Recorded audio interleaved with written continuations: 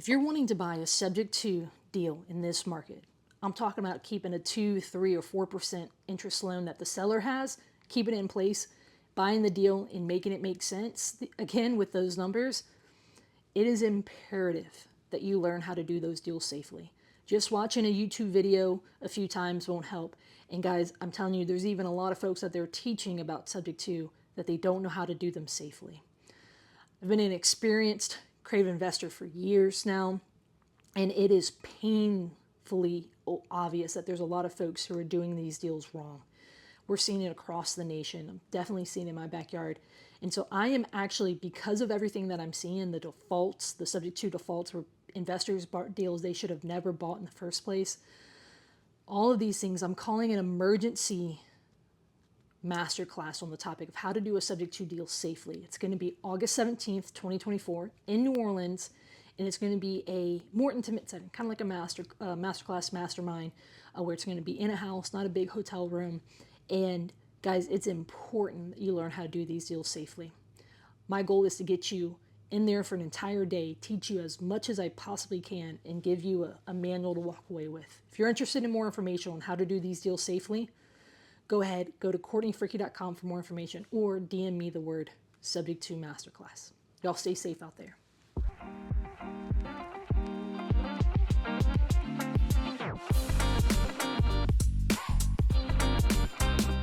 Hey, welcome to the Strategic Success Podcast. I'm your host, Courtney Fricke. Thanks for tuning in.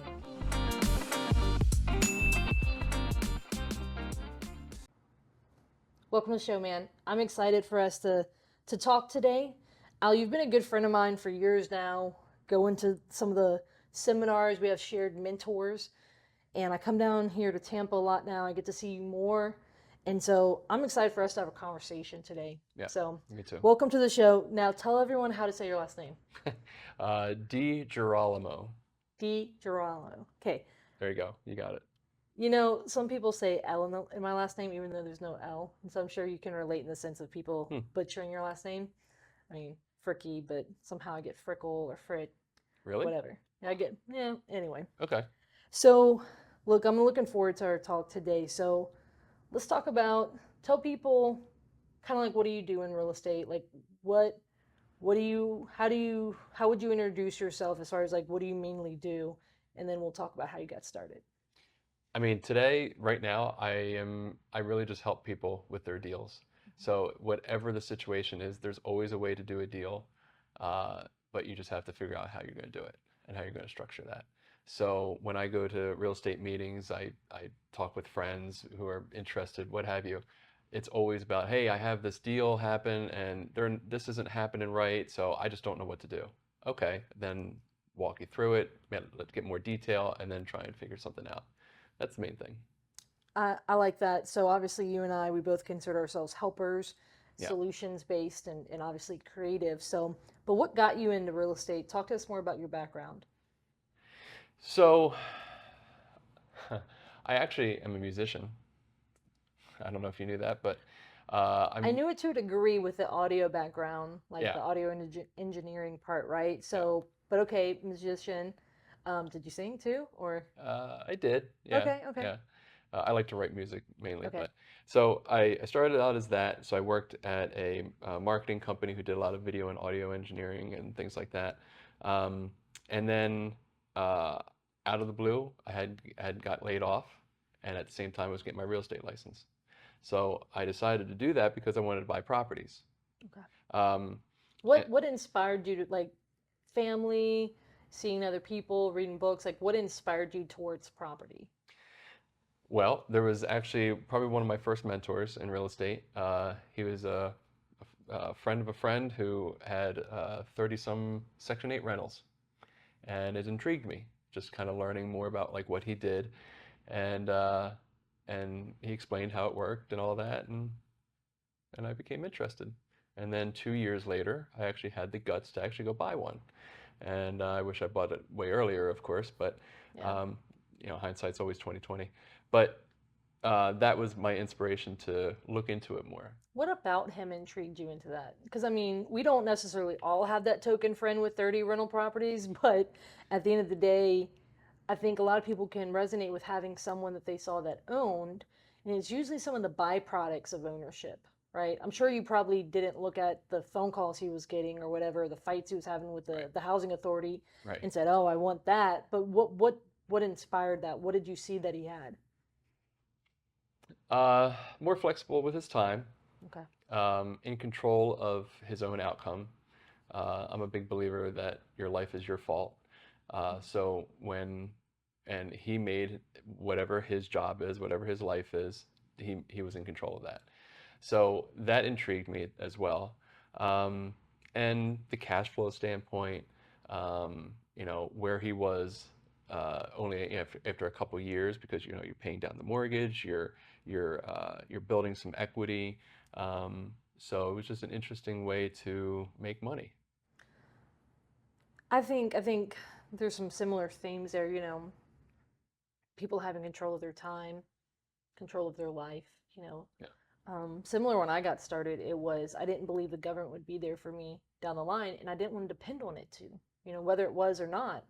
I didn't want to say, well, hey, that's all I have is if it'll be there. And obviously it's not trustworthy in the sense of like whether Social Security will be there. And so as I was researching ways, I didn't want to depend on a job, I didn't want to depend on the government, I didn't want to depend on a spouse or a family member, right? Yeah. So it was like I wanted, again, my life is my fault. I wanted to take that ownership of saying, okay, I want to build wealth. And so I can relate to that.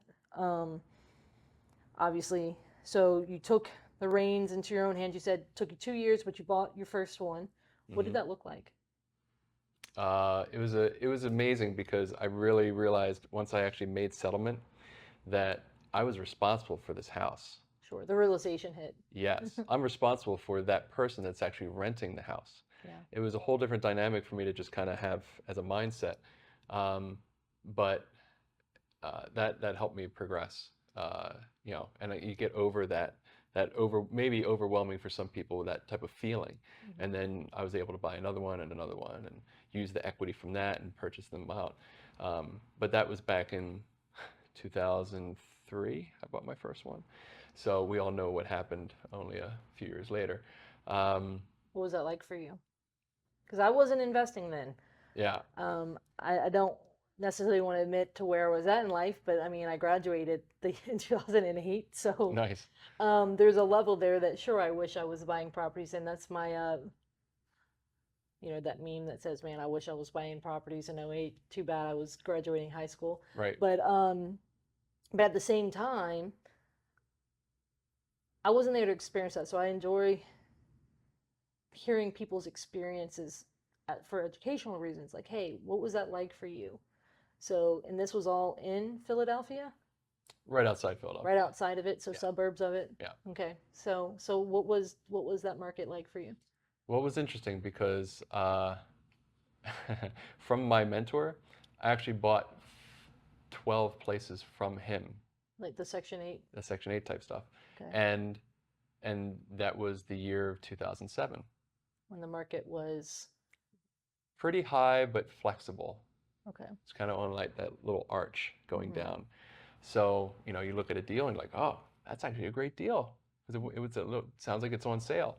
So I was able to do that, but I worked out some creative structure with it so that I didn't have to put too much money out of pocket With him, so with some him. seller financing with him. Essentially, yes. Mm-hmm. Yeah. And so I worked out some deals with him with that, and I made sure that every house cash flowed. So between that and the Section 8, where the government is paying at least most of the rent, if not always all, but considerable amount, I was able to make my mortgage payments throughout the entire downturn and just manage it status quo. And it worked out really well for that period. I think that's big. So at that time, you had your license, hmm your real estate license. Was that just for your own deals, or were you doing some Originally, but I started doing actual sales and stuff? sales for people. Yeah. Yeah. And then, so you were predominantly rentals. Yeah. Were you doing flips or anything else during that time, or no? Nope, I didn't do a flip until 2011. Yeah. So predominantly rentals, some sales, and so okay. Yeah. Yeah. And then What was it like renting a Section 8? A lot of people have different opinions on it. Um, If you get the right tenant, Section 8 works. mhm. If you don't have the right tenant, then you might as well just throw some money out the window because it's the same thing. Yeah, So you get a good tenant, they're on Section 8, and you have to like your tenant no matter what. So you like your tenant, yeah, they everything kind of checks out with that, and and I felt very comfortable. And I had good relationships with most of my tenants. There was only a couple bad apples. yeah. Everybody else was pretty good. So they liked me, I liked them. We always worked things out. Even if their portion might be a little late or something, I was still getting the rest of the money in, so I'd be flexible with them. They get caught up. So I mean, no matter what, it's a people business. Whether It you're is. dealing with sellers or buyers or tenants, tenants are your customers. So, No, I think that's important. So again, with every strategy, there's a right and a wrong way to do it. Every strategy can potentially make you some money, hmm potentially make you a lot, that's right. but also can potentially lose you some. And it can also potentially lose you a lot. Yeah. And so that's critical. So this first deal with well, these deals with your mentor where you got creative financing, was that something he proposed, something that you proposed? What did that look like? I proposed it, and then we just kind of tweaked it back and forth. Yeah, yeah. Essentially, it was almost like kind of inflating the price a little bit, creating like almost like a with a seller's assist type of thing, or some kind of money credited towards another sale or something like that. And it was just worked out and finagled well. So I think I bought 12 houses and I only put maybe 8 grand of my own money in. That's huge. It was fun. That's That's when I huge. realized that I really enjoyed the creative side of things and I Yeah. wanted to do more. So for everyone who has that objection, I ain't got the money. It's more of a skill issue. It's also a relationship issue because those were two critical parts in that deal was figuring out how to put together, but also having people willing to figure it out with you, Yeah. or having the skill to be able to talk people through it. So Yeah. I think that's great. So um, ultimately, so after talk to me, okay, so you started flipping into like so after the downturn, Mhm. you buy more rentals during that time? Did you during yeah, so during the crash, did you I what held was that? tight. Yeah, I held tight until about 2010 because there was no financing out there, and I didn't have enough relationships in the private money Mhm. sector quite yet. So I had to wait and really just make myself look good on paper so that I was able to get the financing in place. And then in 2010, 2011, 2012, I was buying a house a month. Okay. So I would buy it, I would do the burr method where I would buy it, I would rehab it, put a tenant in there, and then refinance it. You were doing the Burr method before someone on YouTube was telling you to do it, right? I guess so, yeah.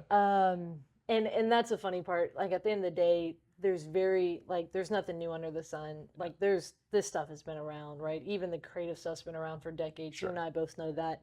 But we always get a kick out of what YouTube comes up with as the new trend when it's really just Yeah, it's a a new marketing term. verbiage. It's a marketing term. Yep. So, all right. So you were doing that, building your portfolio, and so then you started flipping as well on the side.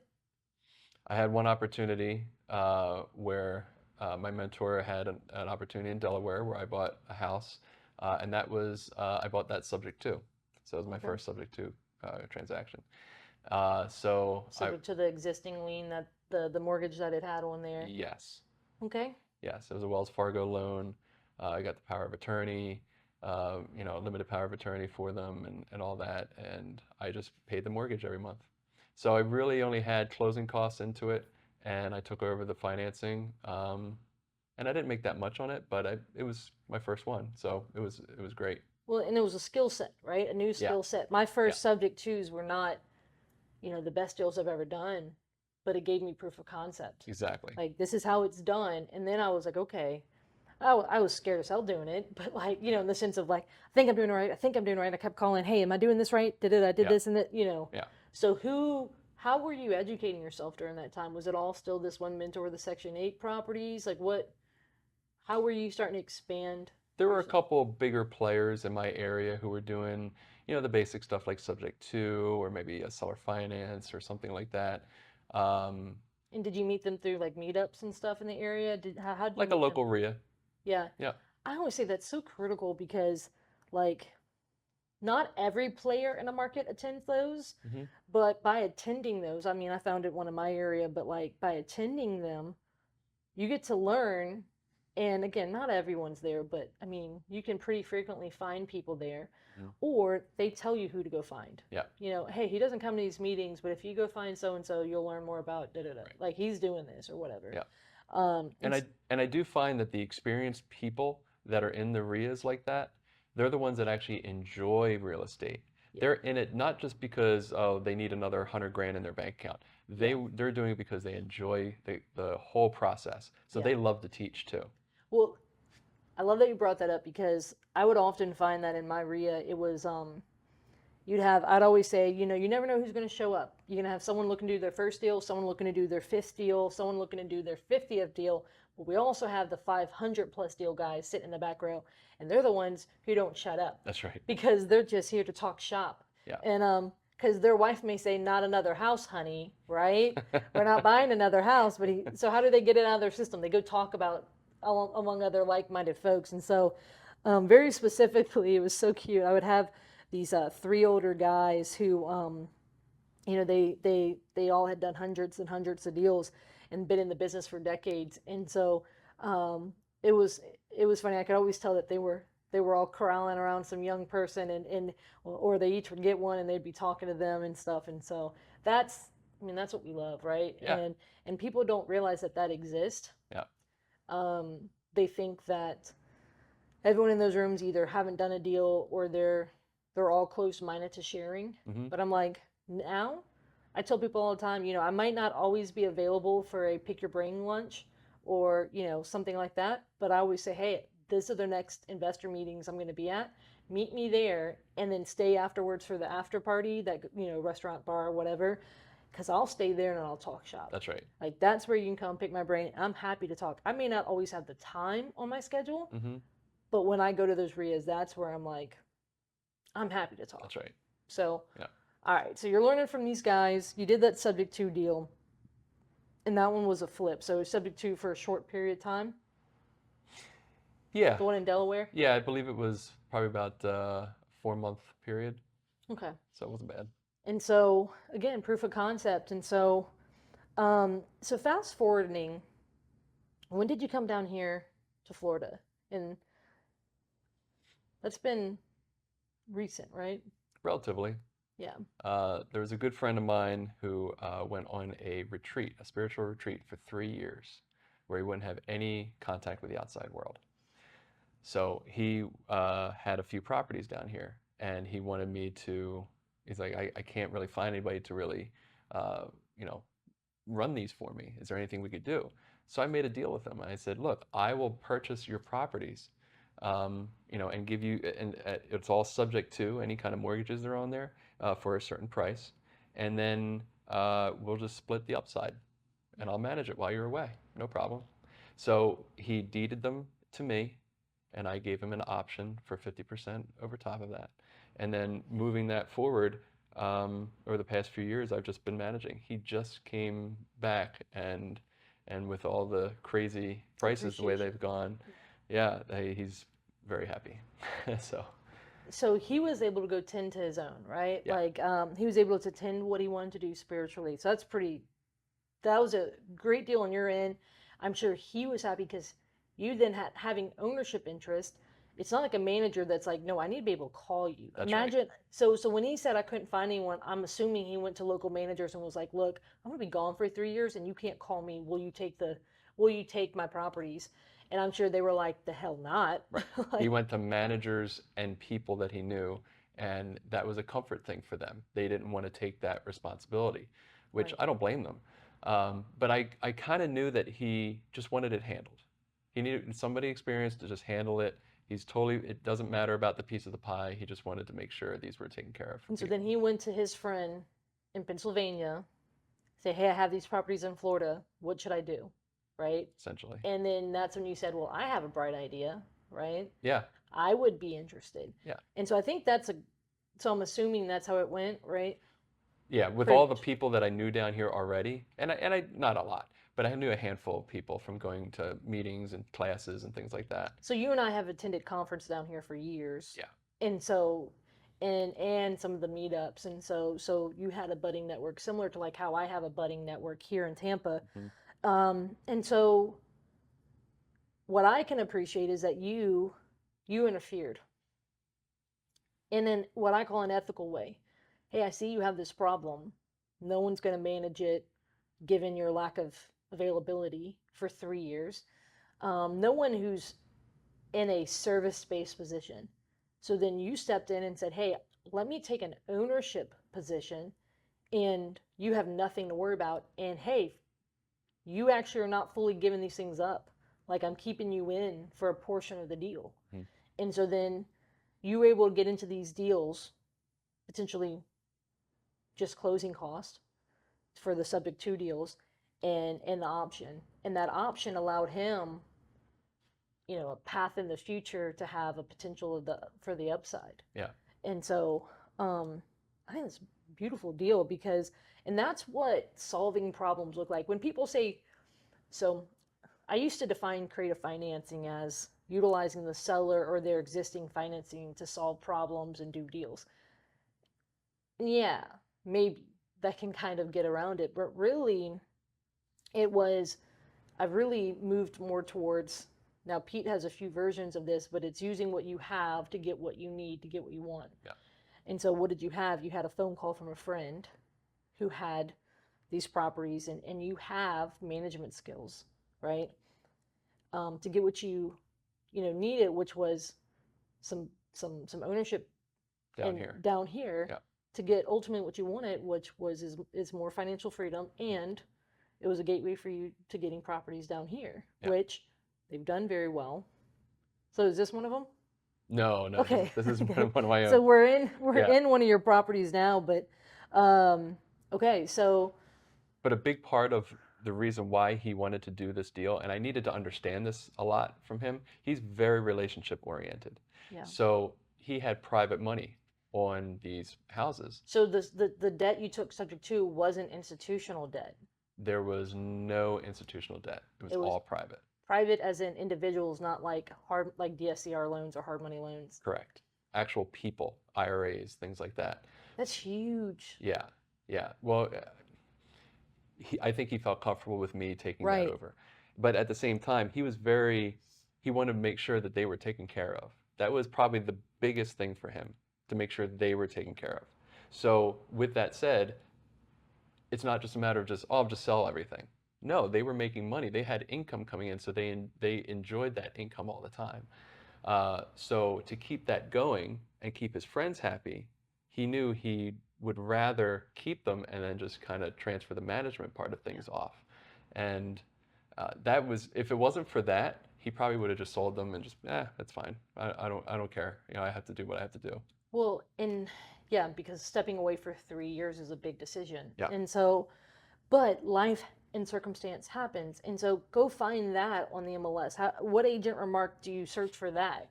You know? Right. Like this doesn't come without talking to people or when friends are being willing to take phone calls. Yeah. I find people who are so like, oh, my phone's always ringing, I hate it. Like, don't get me wrong, there's a level that I understand that. Some days I want to throw it too. Sure.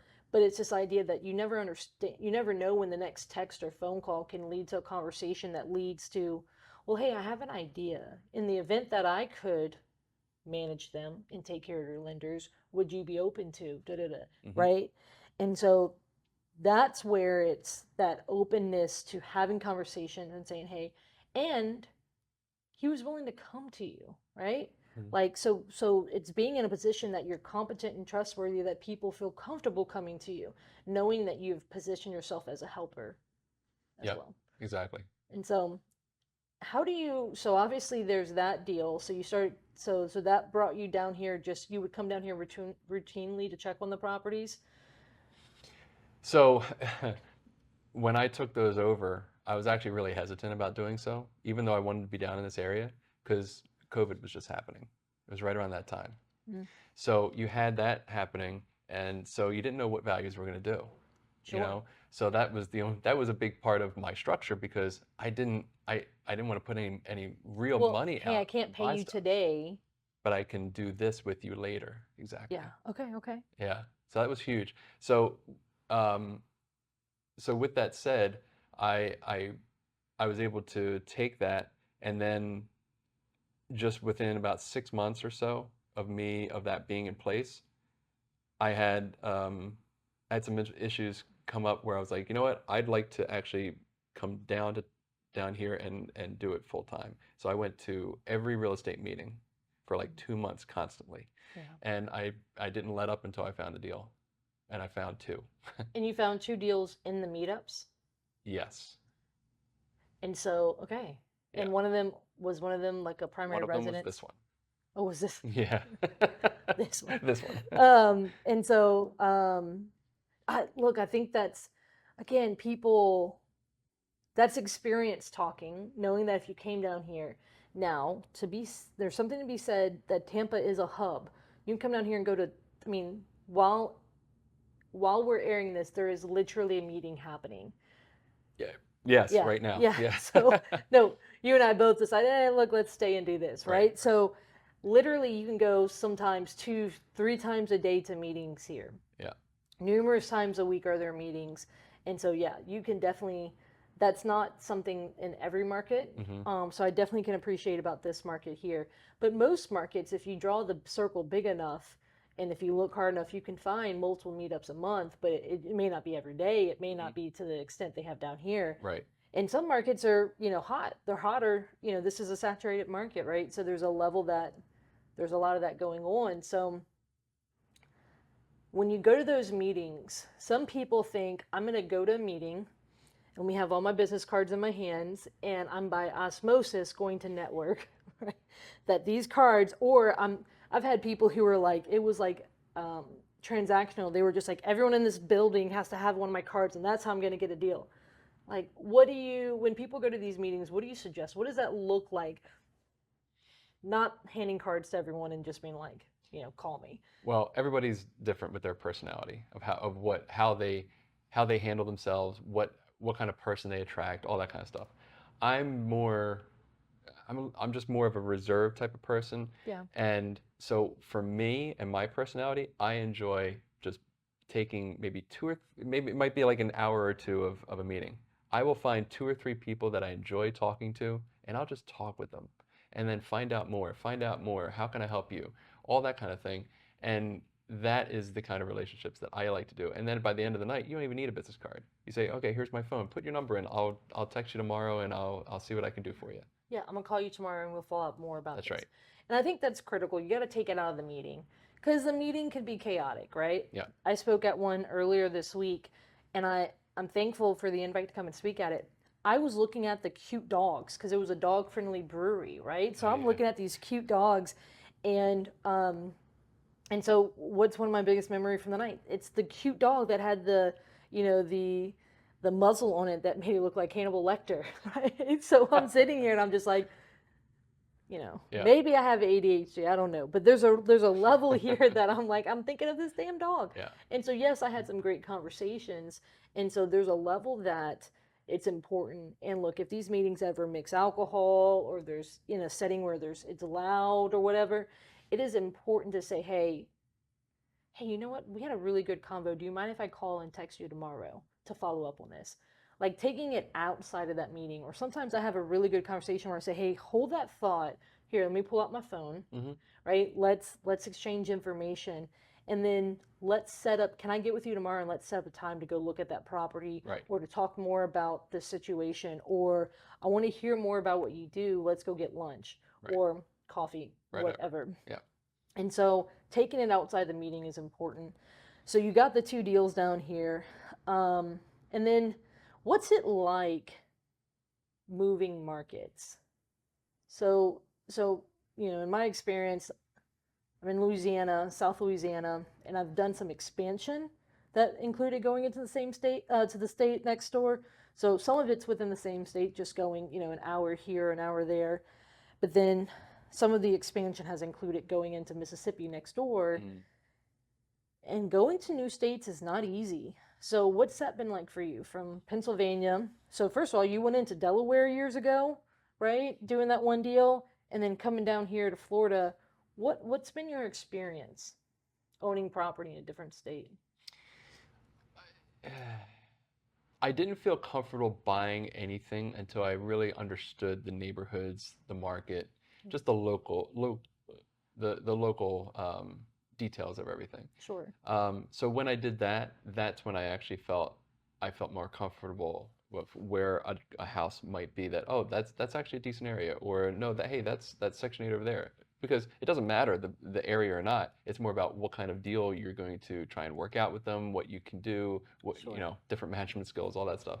So you have those things, and that's probably the biggest thing that I had to really learn quickly.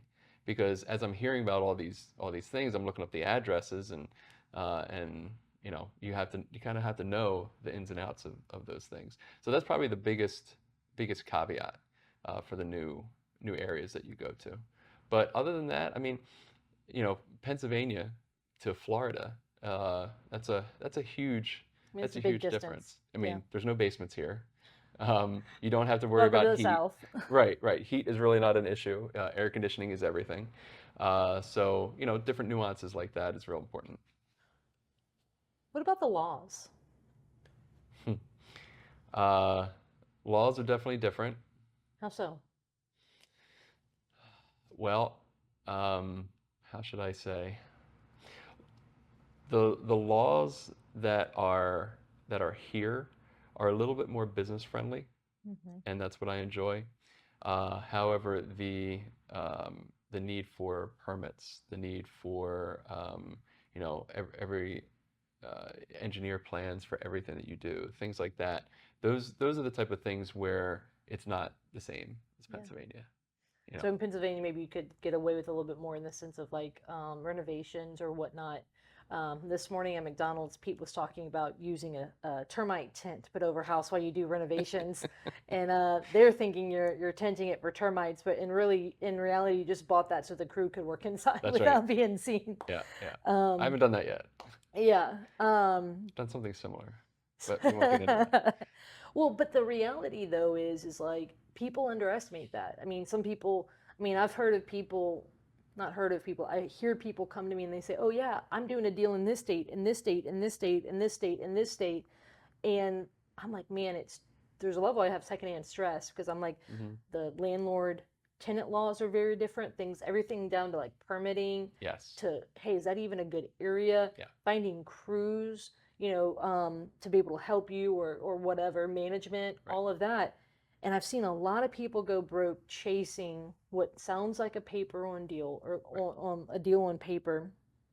And, but yet location is everything in the sense of, is it a good location? Is it a bad location? You know, can you actually do on paper what you have outlined on paper, you know, through you say, hey, I can do this renovation in 6 months, but because you didn't know the permitting process, Hmm. boom, that's now 9. Or because you didn't have a crew that, was competent and, could get it done. Next, boom, that's 12 months or whatever. Um, yeah. I had one of the big learning curves for me down here was timing of things because up north I could get a house done in 2 months. Where here it'll take 8. So all That's those good. extra holding costs because of permits, the engineering plans, because you need engineers, there's really no rush. They'll get to you when you get to you. And then the contractors, you actually can't use you have to use a general contractor if it's not your primary residence. So you can't use like a handyman? I can't go pull permits for my own house. Interesting. Yeah. Or up north, That's I could if I wanted that sounds like a fundraiser, but okay, keep going. to. Yeah, we call those fundraisers. Yeah, yeah. Okay. But these are all the learning curves that I had to learn from doing deals down here. Now I got through them, everything's fine, but it was, when you have holding costs where you think in 3 months and it turns into 8 or 9, That that's deal better have some cushion. exactly Or you better have some cushion because right. most people don't, right? they don't build potential for error, according to plan, Yeah. right? And so, I mean, that's huge. So now routinely, so you had the 3 deals that came from the friend. You went to some of the meetups down here and you found those 2 deals, this being one of them. Routinely though, how do you go about finding deals? So now you're down here, you're still deal making. Are you doing any deals up north or no? Unless I have a friend that needs a hand with something, whether it's a structure or lending or something like that. No, not really, because I don't really have that much infrastructure up there anymore. Yeah. And that's okay because I'm concentrating more here. Um, So what does it look like? So for focusing down here, are you just focused on your portfolio that you currently have? Or are you looking to build more? Where are you currently at? I'm always looking to build more. I know it's hard to not. Right. I mean, deal's a deal. Uh, So how are you finding them? What does that look Honestly, like? it's all networking for me. I just talk to people. I don't know, that seems to be my niche. Yeah. Okay, so I think people, you and I have a very similar model, but like I think people underestimate this because they think, well, I gotta go cold call, 20 hours a week. I have to, put out bandit signs and I have to mail 10,000 postcards a quarter or a month or a week or whatever. They think they have to do all these things. And you and I understand that new school of thinking, which is direct to seller, marketing in essence, right? And for a long time I did that, but then I converted to this, networking relationship referral based business model. And number one, it's allowed my overhead to be lean because I'm not, I was spending thousands a month. I mean, I've got friends spending tens of thousands a month toward marketing. Yeah. And I mean, I understand that output equals results. Like I understand in models it works, but like at the same time, a lot of them are struggling because of the changing market. That overhead becomes very difficult very quick when the deals aren't flowing the way they were. That's right. So that relationship model is a very lean, recession-proof model. But you're going down to the meetups, right? You're getting them there. But are you finding them outside of the meetups as well? If I'm going to a local event or something and I might just talk with somebody, sure. Yeah. I mean, a lot of people think that, oh, well, let me talk to my attorney, let me talk to an agent or whatever, instead of having a conversation with you. But then sometimes you just build a rapport and you just talk with people, and the rapport is huge. And you're not going in saying, oh, I'm going to talk to this lady because I know she has a house to sell. It's not about that. It's just having a nice conversation, and it just happens. So I picked up playing pickleball back in New Orleans, and well, the time that makes sense for me to go is in the middle of the day. So I generally go from 10:30 until 12, and sometimes I'll go from 9:30 until like 11. So it's generally one of those 2 times. I go. There's 2 locations I go to, mostly retired folks, right? So as we're waiting to play, what are we doing? We're sitting there talking. What'd y'all do for Mardi Gras? Y'all go out of town for Easter, all this stuff, and it's funny. Their main question for me is, okay, we're all guessing. What do you do for a living that allows you to be here in the middle of the day during the weekday, just about every day or multiple times a week? And so I jokingly say, some days I'm partially retired. The other time I say I'm overworked because I'm so I have a horrible boss. Sounds like a business owner. Yeah. Yeah.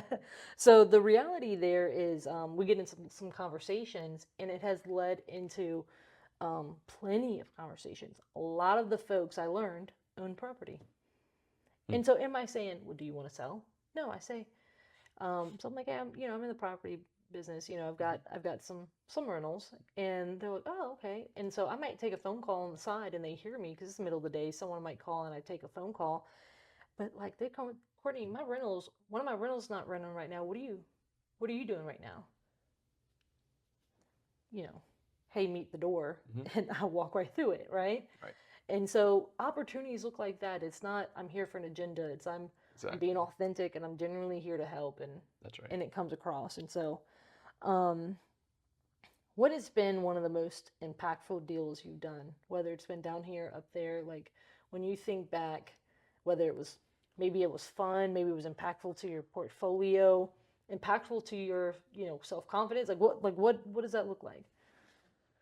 Just trying to go through the Rolodex of deals in my head. Um, I mean, I would say there's probably not one in particular deal. Mm. I there was well, okay. There was one lady who I bought her house from. I bought this one house from this lady, and she didn't know what to do about her situation. You could tell she was, addicted to drugs and everything, and she lost a family member. The whole place just smelled. It was awful type of situation. But I was able to go in, and she cried on my shoulder. Yeah. Actually, twice because I had to go over there twice. Yeah. And that wasn't even a deal that I got through marketing or anything. I had a good relationship with a wholesaler, and he brought me in. Let's talk with this lady, and we went in, and that was the situation. So I felt, and yes, it was a wonderful deal. It was great profit and all that, but it was impactful because I solved her problem, Yeah. and I wasn't. And a lot of people, you'll run into situations where it's just an estate or something. Oh yeah, I have to get rid of the house, and yeah, we'll probably buy a new car or something with the proceeds or whatever. But this was more like, I have no idea what to do. I'm at a total loss in my life, and and I was able to help her in that struggle. So those are the type of things that actually gives me the most joy, that I'm able to make that impact. Yeah. No, I think that's huge because it's like you're able to connect the dots for people. Yeah. I mean, I had, literally a lady who was it was a hoarder house.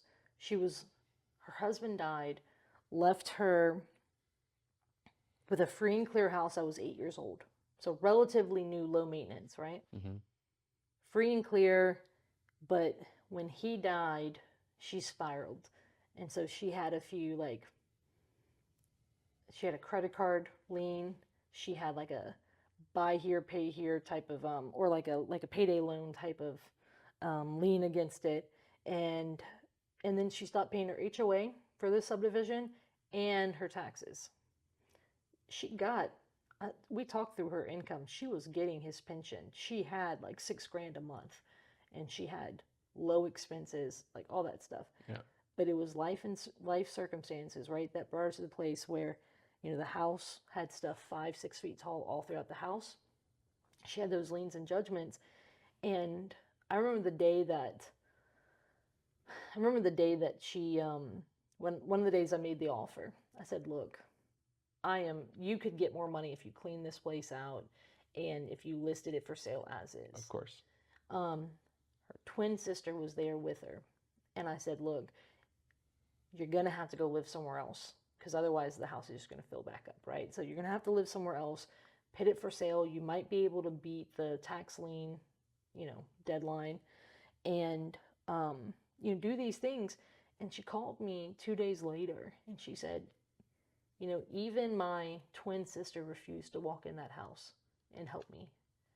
And so, and I walked her through a whole bunch of other options. Hey, you have some money, hire a moving company, hire a cleaning company, no, right? And so stepping in and being more holistic in my solution, we were able to move her. I helped her. She ultimately found, I was helping her find housing, like where she would go. She ultimately found a new to her 2014 trailer where she wanted to go. And I helped her. I went and looked at it, made sure, I was like, well, here's what the process should look like. Connected her with the title company that could handle just this transfer of the trailer, and helped her get moved there after we bought her house. And like by helping with all those things, like the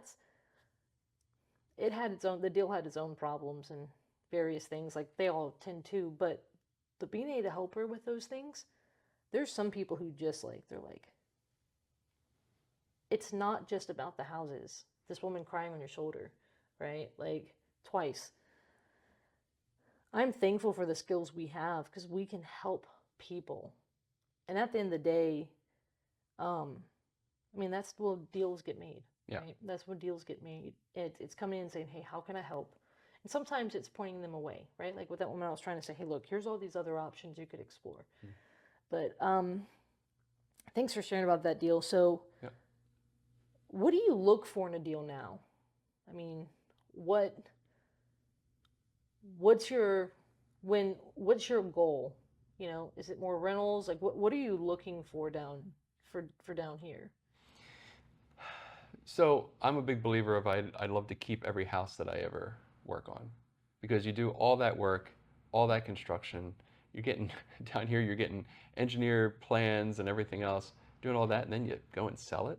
Yeah. So It's a little bit crazy. more effort down here, right? Yeah, but no matter what, even if it was up north, I would want to keep as much as I possibly can, because let's face it, what's the government going to do, or the Fed do, I should say, is print more money, Hmm. and no matter what the situation is. So in that case, it's better to hold on to it. It's better to provide housing for somebody. It's you do all that work, and it goes on something that you keep for 10, 20 years or a lifetime Hmm. going forward. So that's if the numbers worked out, I would keep everything that I possibly can. Yeah. Yeah. I think a lot of people, I had a detox out of early on. I did a lot of flipping and wholesaling, and I still have to detox some of that quick money mindset out of my head Hmm. because it's like I get it. But at the end of the day, that's not what builds wealth. No. It puts cash in the bank, but it spins and it spins quickly. Yeah. And so, So you pay the taxes, yep, you get all that money in, yep. and then you're going to spend it on something.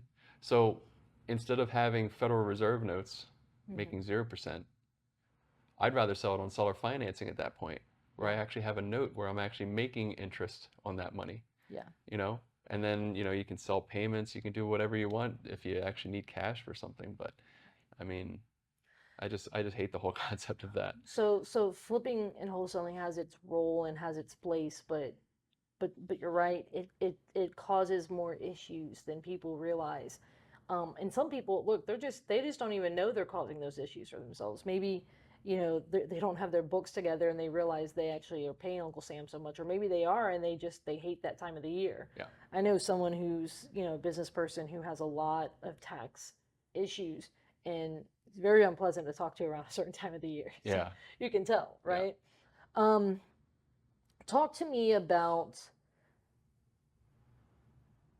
talk to me about who's been some of your biggest influences for you for the deals that you do, and as far as whether that's been mentors, things like that. You've mentioned Hmm. some along the way, but when who has shaped Al as a real estate investor? Without a doubt, Mr. Pete Fortunato, because just the mindset, the philosophy on real estate in general, Mm-hmm. it's very aligned to what my way of thinking is. That's a big one. And then there are many mentors out there that I actually just appreciate and try and mimic as well. I mean, you know, there's Jeff Watson, there's John Heyer, um, you know, who is the other one? Gary Johnston. He's a good one. I go to some of his classes. Just some of those names. I mean, I Mm-hmm. I can't. Some of the way of thinking is just not the same as most people out there. Yeah, It's usually about cash, cash. I want to live as lavishly as I can, sure. You put a and Lamborghini out front. Yeah, yeah, and I mean, I wouldn't say no to one, but I'm not going to spend my hard-earned money on something like that sure. where I can build legacy for my family or what have you. Yeah. So, You and I share a lot of, obviously, Pete, we share that mentor, and then sharing the friends and the allies you mentioned. um you actually moved down here near your mentor. What has that been like for you? it's been amazing. Yeah, I mean, I go to McDonald's every morning. Yeah. Uh, And what people don't know, and some of people may know, that Pete goes to McDonald's every morning yeah, near his house, and people don't realize how powerful that McDonald's is. I mean, I was just there this morning with post seminar. There was about 15 plus people, and you can see people who are just going for the McDonald's, and you can what did we walk in on? Right. yeah, the But class after the class. right. And so, but most of the time when there's not a seminar, there's what, 5 people? Yeah, Somewhere sometimes around there. less. sometimes less. And so you're routinely getting to get around him. And not a lot of people can say that they moved near their mentor, right? So a lot of people have mentors who they've taken a course from, a seminar from, they've heard speak a few times, they've read their books or whatever, but you got to move down here near him. And how has that impacted you as an investor? It's helped a lot because of mindset. Because it's funny, when I go back up north and I'm not around that type of mindset, Hmm. I will get a little rusty in some of my thinking, my creative thinking and such. And then I come back down and then it's instantly restored as soon as I'm around that again. Yeah. You know, and it's not just Pete, but even just the other people that are around here who have been around Pete. So it's just totally contagious uh, type Right. of thing. Well, and I can understand that because this is a very, very rich environment for creative real estate. Yeah. Tampa has a long lineage, Yes. very strong creative real estate investors. Um, I used to joke that Tampa has all the old school creative finance, masters, and Phoenix has the new school gurus. so, so there's a level there that, who you surround yourself with is important. You Yes. grow into the conversations you're around. And so I can understand that atrophy whenever you go back home and you're away from it, because I can experience it as well. Um, and so there's down here when I'm here for a week at a time, and I come down here numerous times for a week at a time. When I do that, like, man, the ideas, I mean, they fire off. I usually keep a section of my notebook where I just write them down. I get idea after for deals, Hmm. for maybe partnerships, for maybe something to do or whatever. Yeah. And so there's something to be said. Again, you grow into the conversations you're around, so it's important. Who are you surrounding yourself with? Yeah. Now, with that being said, there's a lot of people locally who they, what's the word? Maybe they've grown numb to it, Hmm. and so I often think about that as an outsider looking in, that like, man, I can't believe you've got this in your backyard. Yeah. So there is a level though that it doesn't come by osmosis. No. You gotta put the effort, you gotta keep showing up, and then it's not just being around that knowledge, but it's that knowledge that you soak in and apply it. Yes. In fact, every class that I would go to, whether it's Pete or Dykes Boddiford or any of them, I would actually learn about a new technique, and I'd be so anxious to try it. Whether it's an option or using an IRA instead or whatever, it doesn't matter. I always wanted to try it, and I would look for things so that I could do it. Now that's Yeah, probably not the right way to do things, but I sure, was I was excited because I just wanted to try it. sure, Um, and I'm just that type of person. sure. No, look, I I love that, and so ultimately, you said that on some deals you lend, some deals you're just like, obviously some investing, things like that. Right now, what with the way the market is right now, and with things, I'm not saying coming down the pipeline, but it's a very interesting time in real estate. Mhm. Are there any things that you're trying to do more of or do less of? Is there anything that you are, I don't want to say starting, stopping, whatever, but just knowing kind of the climate of what's all going on? Where's your head at with real estate? Do you have any type of things that you're trying to set your intention towards? Maybe. So I was mainly going for a lot of leverage over the past few years, whereas now I'm concentrating a little bit more on deleveraging. Okay. And it's not so much from I don't think the there's going to be a crash or anything like that, but things could get interesting no matter what. Yeah. We're going into election year. There's the interest rates are fluctuating, and some people say they're going to go up, some people say they're going to go down. You don't know, and everybody's kind of on the sidelines waiting to Sure. buy. So you have all those situations, and it's just I want to de-risk a little bit Yeah. more. I like the idea of deleverage. Um, no one talks about it except for Dave Ramsey. He gets shit for it, but the reality is that leverage is a scaling tool Hmm. that allows you to, put your foot on the gas pedal. Yeah. There's also a level in which leverage, it's double-sided. So Jack Miller in his newsletter said that in a changing market, the greatest threat to your property is its monthly payment. Mm-hmm. And so if it takes 3 months to rent, which at home right now it's taken, about 1.5 to 3 months to rent something out or to sell it, what's a great threat? That monthly payment. I mean, you're eating away at your reserves, or you're eating away at your capital.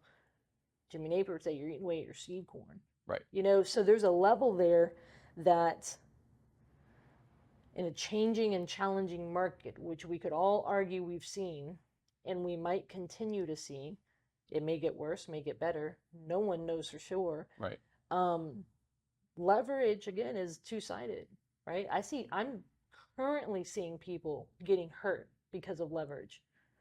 Now, historically, there's always times for people who just make bad decisions with leverage. But in this market, I'm seeing people who attempted the Burr method, but they had short-term debt and they couldn't refinance.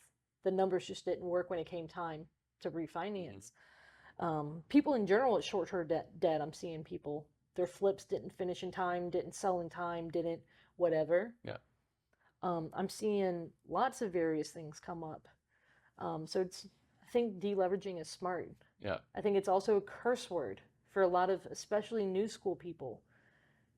Talk to me about your thoughts on that. You and I have a lot of where we have a foot in what I would call the new school, which is a lot of the young guys, 10 years or less in the business, the flippers, the wholesalers, the business owners, all the guys who, their buzzword is scale, scale, scale. Mm-hmm. What is,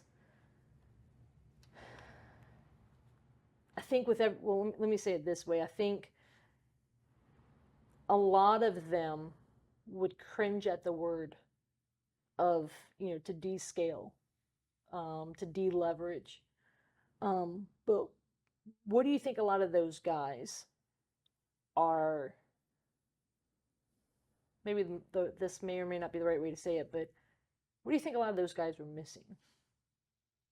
Well, I'll tell you, I am a big fan of leverage. I do not think that you should pay off your primary residence, like Dave Ramsey says, or anything like that. The more money you give back to the bank, the more money you are not able to use, and probably make more than what you're going to pay the bank for. So I am actually a huge fan of leveraging.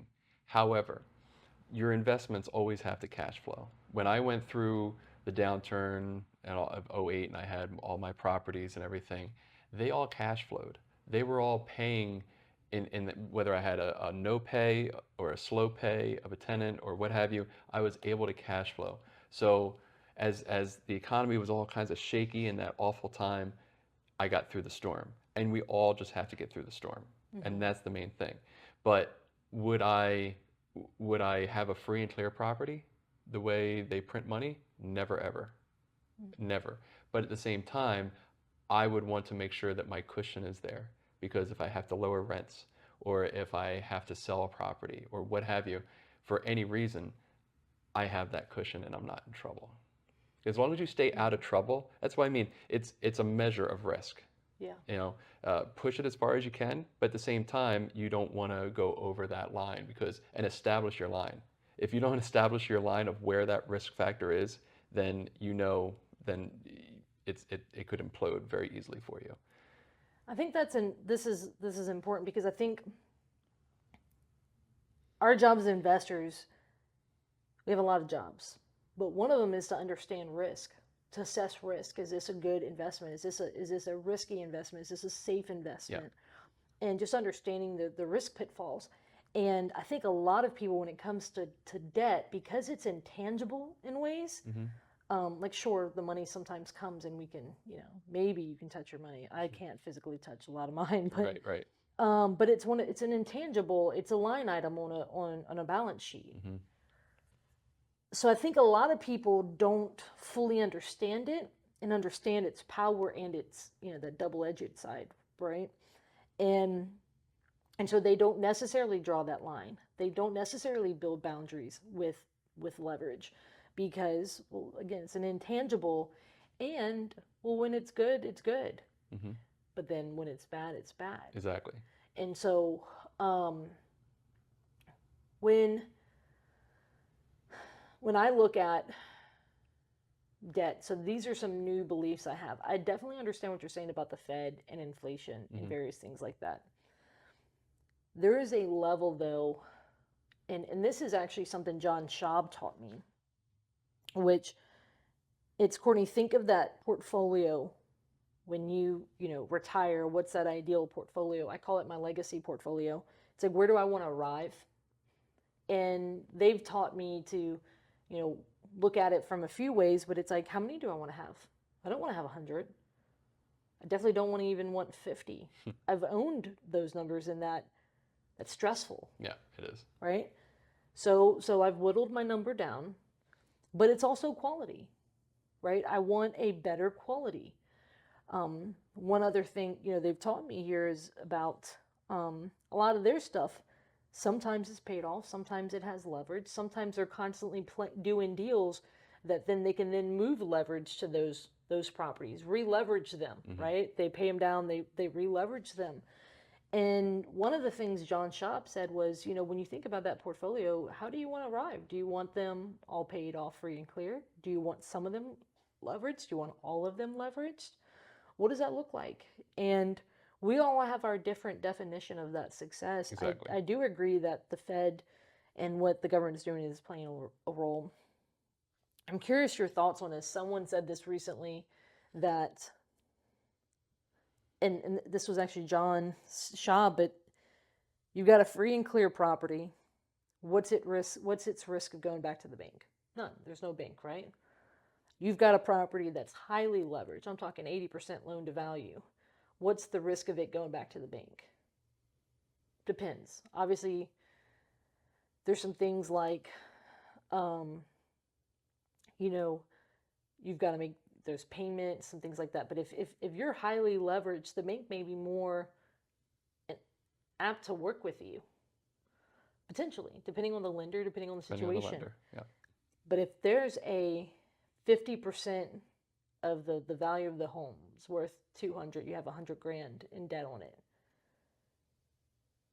How willing is the bank to work with you on that? They're not. They're not. Mm-mm. And so one of the things he talked about is you're actually more at risk in that middle ground. That's right. And so I had never thought about that until this weekend while I was here. What are your thoughts on that? Because sure, free and clear is one thing. Paying down your debt is another thing. But in the process of paying down, free and clear doesn't happen overnight unless you have a windfall, right? But what are your thoughts on that? I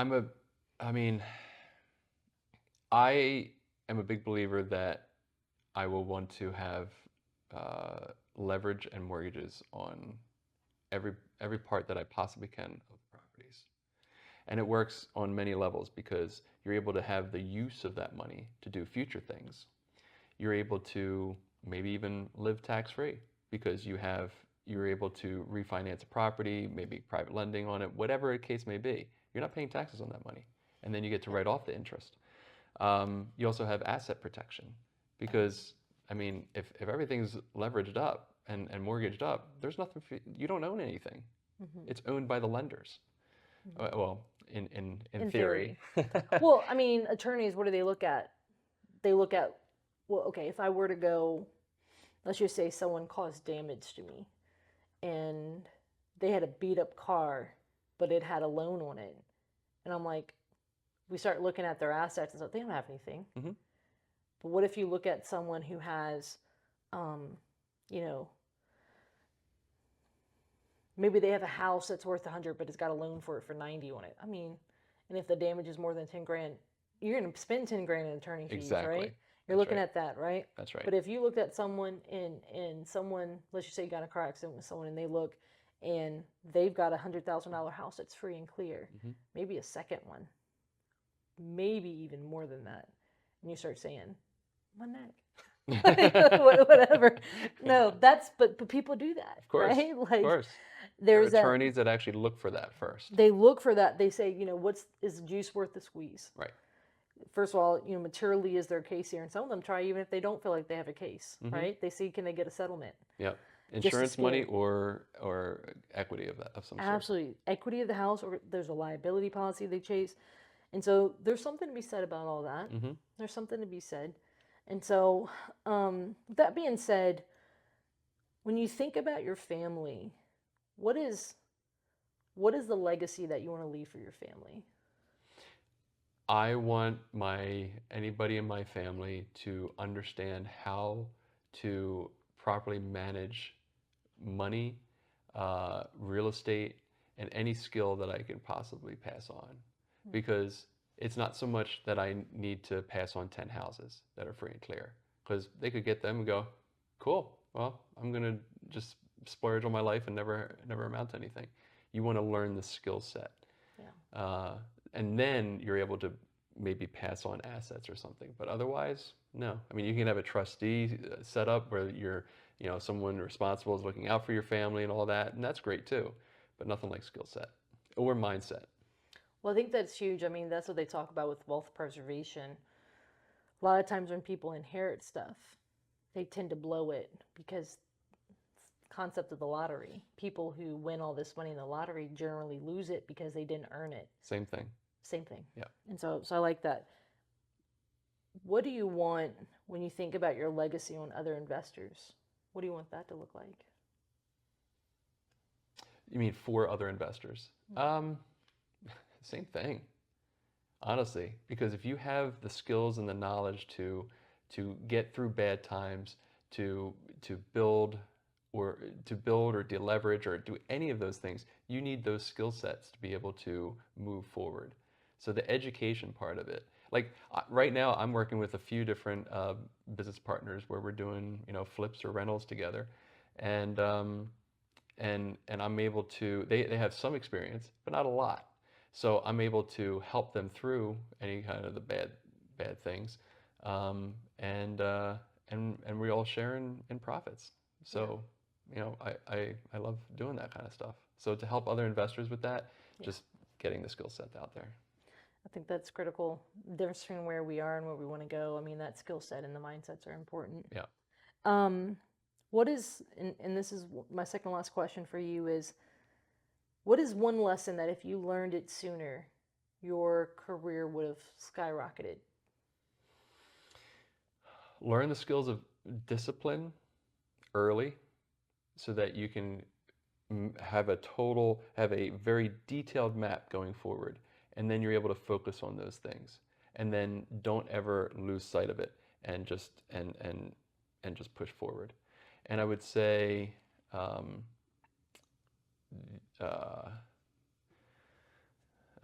blanking, but that was one of them. No, well, I mean, usually it's the first thing that comes to mind, right? So if it's discipline and clarity of where you want to go and how you're going to get there, I think that, I mean, how many investors, I can tell you, I'm operating from a place of clarity now that I did not have for years.